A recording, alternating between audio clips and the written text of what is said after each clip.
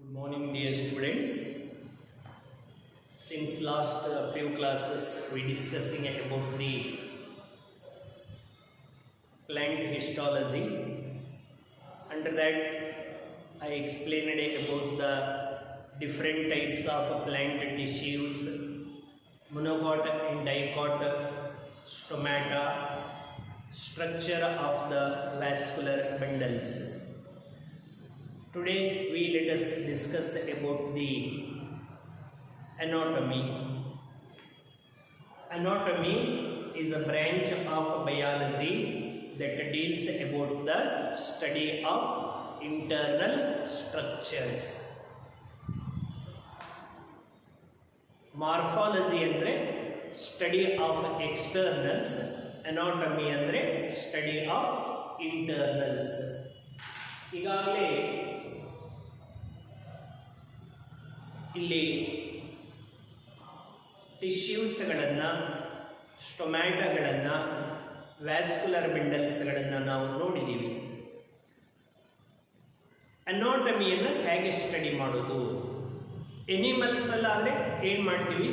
ಒಂದು ಪರ್ಟಿಕ್ಯುಲರ್ ಅನಿಮಲನ್ನು ತಗೊಳ್ತೀವಿ, ಅದನ್ನು ಡಿಸೆಕ್ಟ್ ಮಾಡ್ಕೊಳ್ತೀವಿ, ಬಾಡಿಯನ್ನು ಓಪನ್ ಮಾಡಿಕೊಂಡು ಒಳಗೆ heart, stomach, intestine, kidney, brain ಇವುಗಳನ್ನು ಸ್ಟಡಿ ಮಾಡ್ತೀವಿ ಎನಿಮಲ್ ಆದರೆ.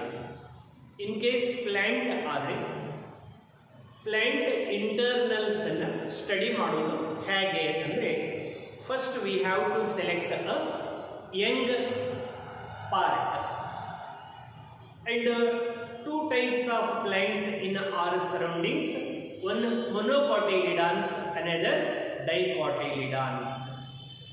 ಇಲ್ಲಿ ಸನ್ಫ್ಲವರ್ ಅನ್ನು ಸ್ಟಡಿ ಆಫ್ ಡೈಕಾಟಿಲಿಡಾನ್ಸ್ ಗೆ ಸೆಲೆಕ್ಟ್ ಮಾಡ್ಕೊಂಡಿದ್ದೀವಿ. ಮೇಜ್ ಪ್ಲಾಂಟ್, ಮೇಜ್ ಅನ್ನು ಮೊನೋಕಾಟಿಲಿಡಾನ್ಸ್ ಗೆ ಸ್ಟಡಿ ಮಾಡಿದ್ದೀವಿ.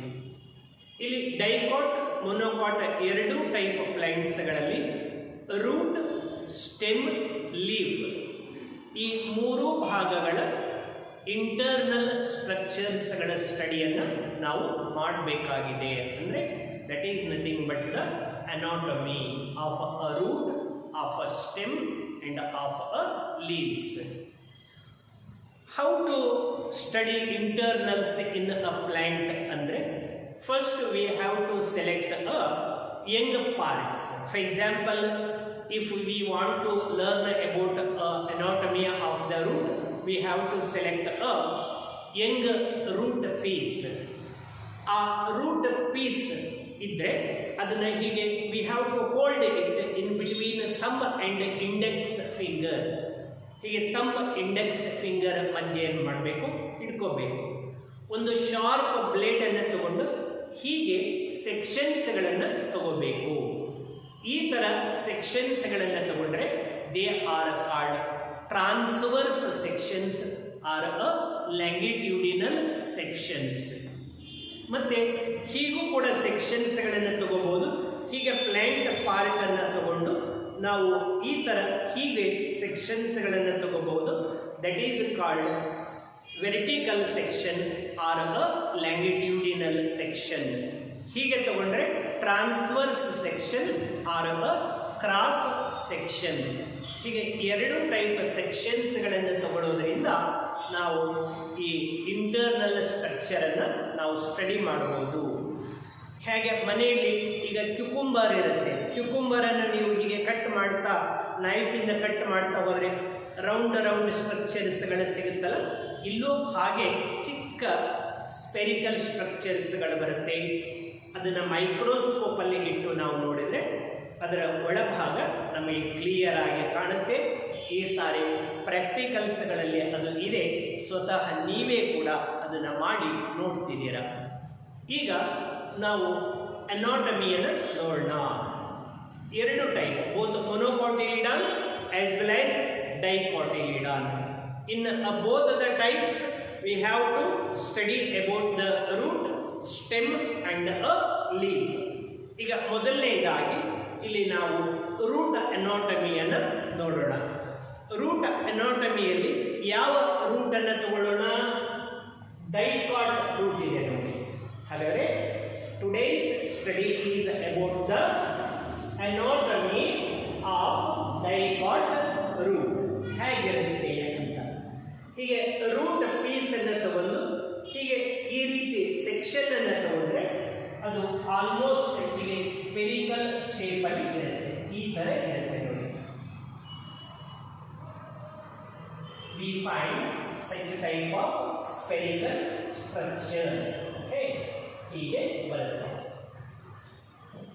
ಈಗ ಈ ಒಂದು ರೂಟ್ ಅನಾಟಮಿಯನ್ನ ಮಧ್ಯ ಒಳಭಾಗದಲ್ಲಿ ಹೀಗೊಂದು ಬರುತ್ತೆ.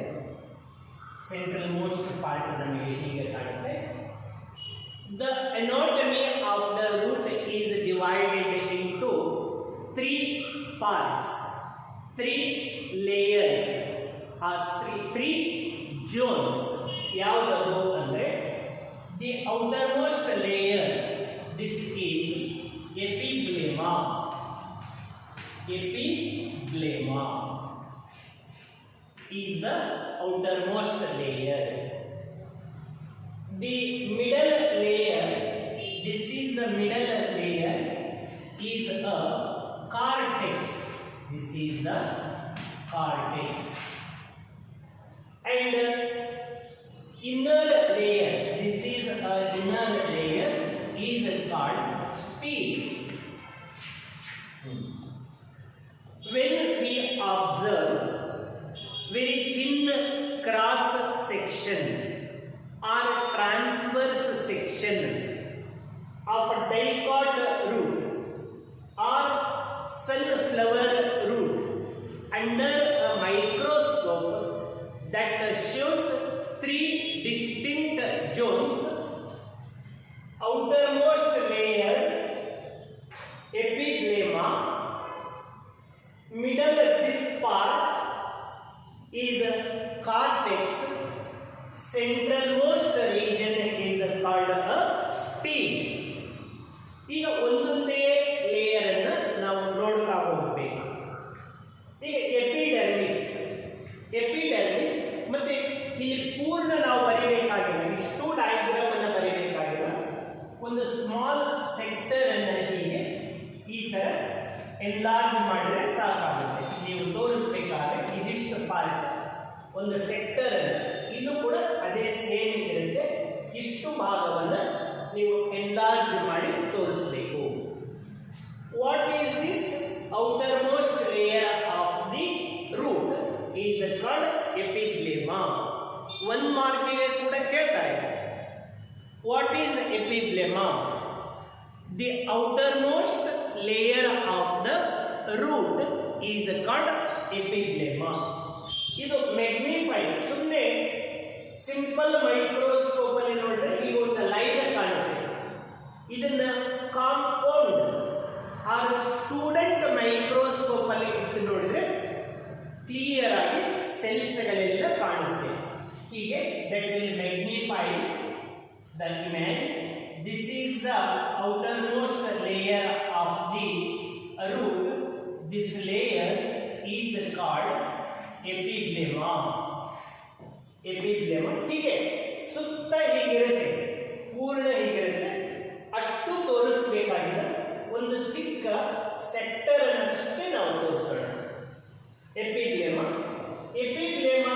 is made up of single layer of cells. Cells are large sized, thin walled, barrel shaped, and made up of this layer epiblema in a root is made up of parenchyma tissue. Here and there it produces a hair-like structures or unicellular outgrowths. Epiblema cells here and there produces unicellular outgrowth. These unicellular outgrowth are called root hairs.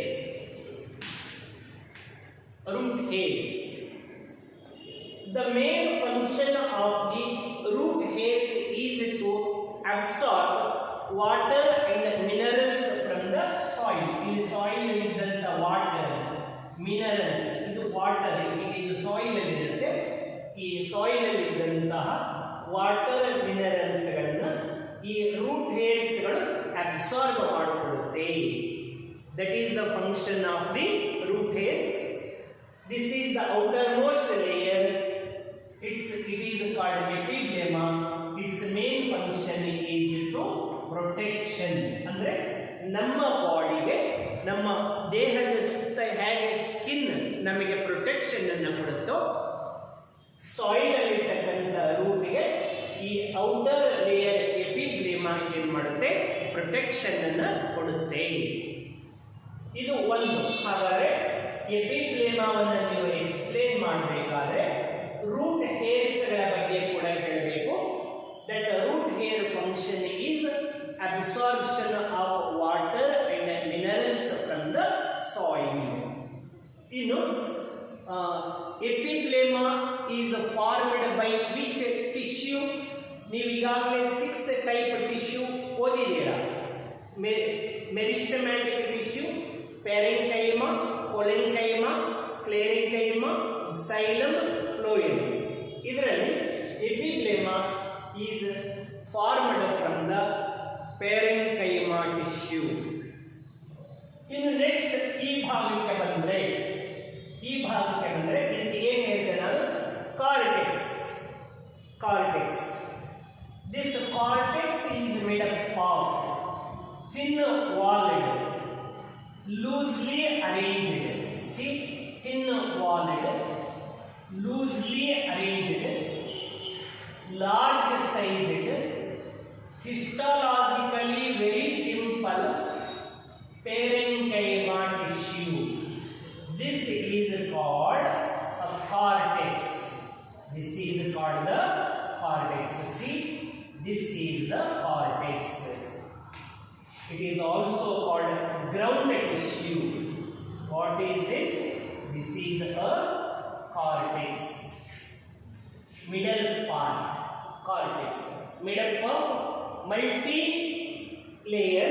It is a multi-layer and the cells are thin-walled, parenchymatous, loosely arranged. Histologically, the tissue is very simple. Next, stele. Stele is a centralmost part consisting endodermis, pericycle, and a vascular bundle. So this is the stele. The stele is made up of 3. One endodermis, another pericycle, and a vascular bundle. This is the outermost layer of the stele. This layer is called endodermis. Nodi, idu enidu epiblema. And what is this? Endodermis. Endodermis. Endodermis is the innermost layer of the cortex. Cortex is a multi-layer.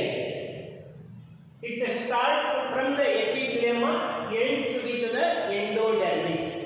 What is endodermis? Endodermis is the innermost layer of the cortex. Next, inside that endodermis, there is another layer. See this layer. Here endodermis is also made up of parenchyma tissue. Endodermis is also made up of a single layer of cells. Cells are cylindrical, barrel shaped, arranged end to end compactly without leaving a intercellular space. Idu endodermis are. Idu yav layer? This is pericycle. It is pericycle. See, this is a pericycle. It is also made up of thin-walled single layer of parenchyma cells. It produces lateral roots cambium. That's why the vascular bundles of the dicot stem are conjoint open type, because in between phloem and xylem there is a cambium. That cambium is produced from the pericycle. Next to the pericycle there is a vascular bundle. This is metaxylem. It is also metaxylem. These are all the metaxylems, and these are protoxylem.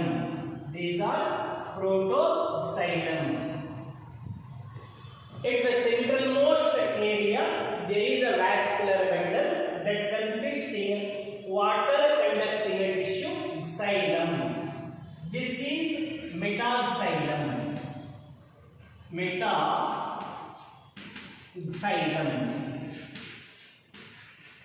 And this is protoxylem. Protoxylem. Metaxylem and protoxylem. In between xylem patches, here there is a phloem. See here, what is this? This is a phloem.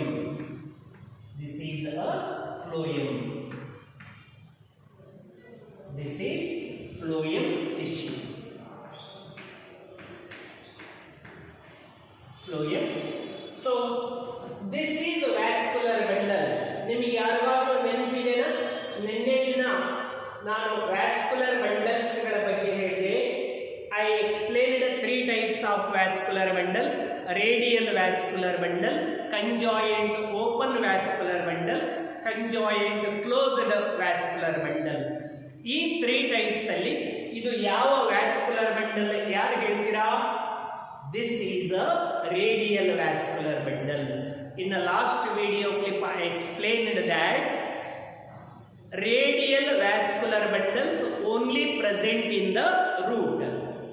Radial vascular bundle are the very primitive type of vascular bundle. In a radial vascular bundle, water conducting tissue xylem and food conducting tissue phloem are found in different radius.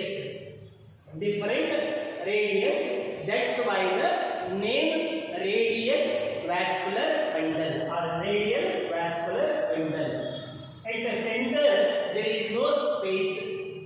Usually that centralmost area is called pith. In the young stem the pith is complete absent, because that part is occupied by the metaxylem.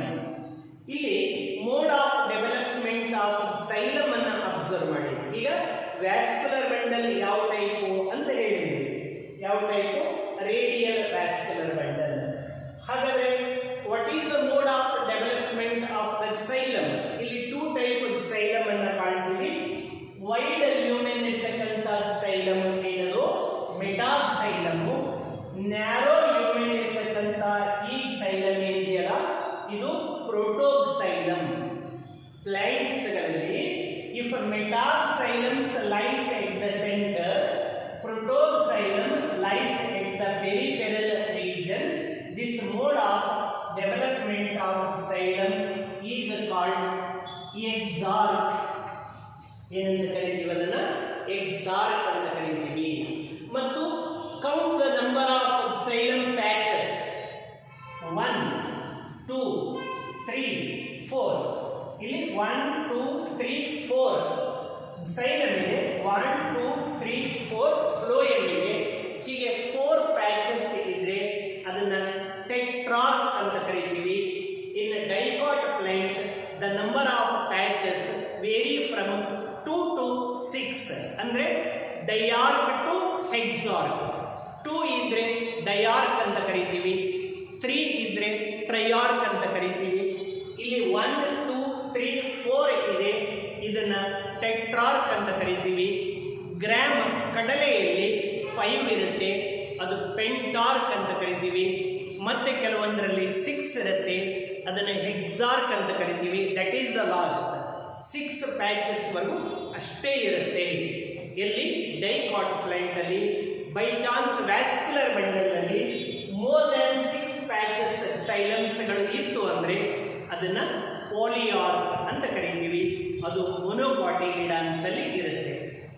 ಇನ್ನು ಇದು ನೋಡಿ, ಇದು ಯಾವ layer ಅಂತ ಹೇಳಿದ್ರೆ ಇದನ್ನ endodermis ಅಂತ ಹೇಳಿದೆ ಅಲ್ವಾ. Endodermis is made up of single layer of parenchyma tissue.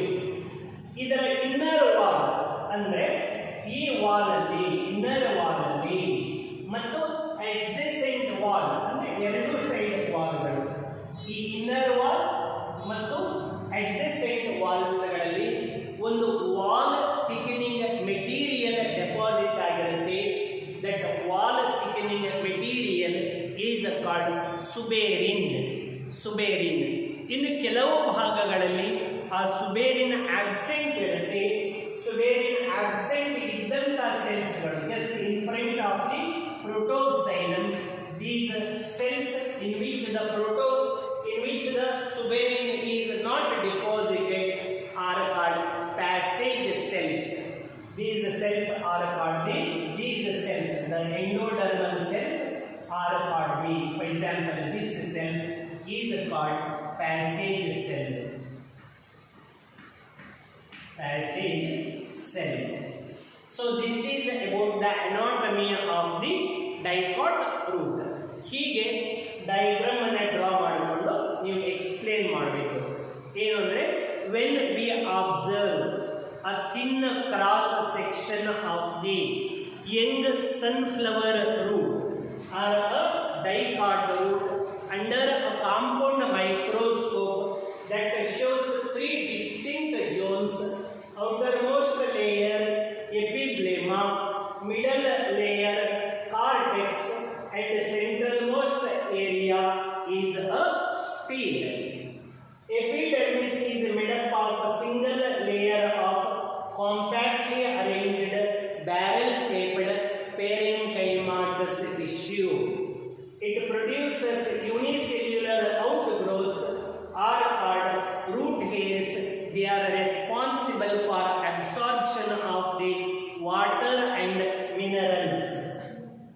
Next, cortex is histologically very simple. It is made up of thin-walled, large-sized, spherical-shaped, loosely arranged parenchymatous tissue. Next, endodermis. Endodermis is the innermost layer of the cortex, made up of a single layer of barrel-shaped, compactly arranged parenchymatous cells. On their inner wall and adjacent walls, there is a suberin is deposited. That thickenings are called Casparian thickenings. In the endodermal cells, where the waterproof substance suberin is deposited, that layer is called Casparian thickenings, which do not allow flow of water from cortex to the stellar region. In a few cells of the endodermis which are very close to the protoxylem, in few cells of the endodermis they are very close to the protoxylem, in which that suberin is not deposited, that is called passage cell, which allow flow of water from cortex to the stele. Next, stele. Stele is made up of pericycle and vascular bundles. Pericycle is the outermost layer of the stele, made up of thin-walled single layer of parenchyma cells, which produces lateral roots and cambium. The pericycle of the dicot root perform 2 functions. It produces lateral roots and a cambium. Next, vascular bundle. The vascular bundle is radial type. The xylem is tetrarch. Radial type ಯಾವುದು ಅಂತ. Number of patches 4 ಇರೋದ್ರಿಂದ tetrarch. In mode of development of xylem ಅಂದ್ರೆ exarch, because protoxylem lies towards periphery, metaxylem lies towards complete anatomy of the dicot root. ಇದು 5 ಮಾರ್ಕ್ಗೆ ಕೇಳ್ತಾರೆ. ಅದರಲ್ಲಿ 3 mark ಡಯಾಗ್ರಾಮ್ಸ್ಗಳಿಗಿರುತ್ತೆ. ಇದೇ diagram ಅನ್ನ ಇದಿಷ್ಟು ಸಾಕು ನೀವು ಬರೆಯೋದು, ಇದಿಷ್ಟು ಬರೆದು ನೀಟಾಗಿ ಅದನ್ನೆಲ್ಲ ನೇಮಿಂಗ್ ಅನ್ನು ಮಾಡಬೇಕು. ಮತ್ತು ಈ ಒಂದು ವಿಡಿಯೋ ಕ್ಲಿಪ್ಪನ್ನು ನಾನು ಅಪ್ಲೋಡ್ ಮಾಡ್ತಿದ್ದೀನಿ. ನೀವು ಈ ವಿಡಿಯೋ ಕ್ಲಿಪ್ಪನ್ನು ಅಪ್ಲೋಡ್ ಮಾಡಿದ ನಂತರ ಅಬ್ಸರ್ವ್ ಮಾಡಬೇಕಾದ್ರೆ ರೈಟ್ ಸೈಡ್ಗೆ ರೆಡ್ ಕಲರಿಂದ ಸಬ್ಸ್ಕ್ರೈಬ್ ಬಟನ್ ಬರುತ್ತೆ, ಅದರ ಮೇಲೆ ಪ್ರೆಸ್ ಮಾಡಿರಿ. ಜೊತೆಗೆ ಲೆಫ್ಟ್ ಸೈಡಲ್ಲಿ ಹೀಗೆ ಈ ಥರ ಲೈಕ್ ಬಟನ್ ಇರುತ್ತೆ, ಅದರ ಮೇಲೆ ಕೂಡ ಕ್ಲಿಕ್ ಮಾಡಿ, ಅದನ್ನು ಮರಿಬೇಡಿ. ಮತ್ತು ಇನ್ನು ನೆಕ್ಸ್ಟ್ ನಾಳೆ ವಿಡಿಯೋ ಕ್ಲಿಪ್ಪಲ್ಲಿ ನಾನೇನು ಮಾಡ್ತೀನಿ, ಇದು ಡೈಕಾಟ್ ಆದಲ್ಲ, ಇನ್ನು ಮೊನೋಕಾಟ್ ರೂಟನ್ನು ಎಕ್ಸ್ಪ್ಲೇನ್ ಮಾಡ್ತೀನಿ. Okay, thank you.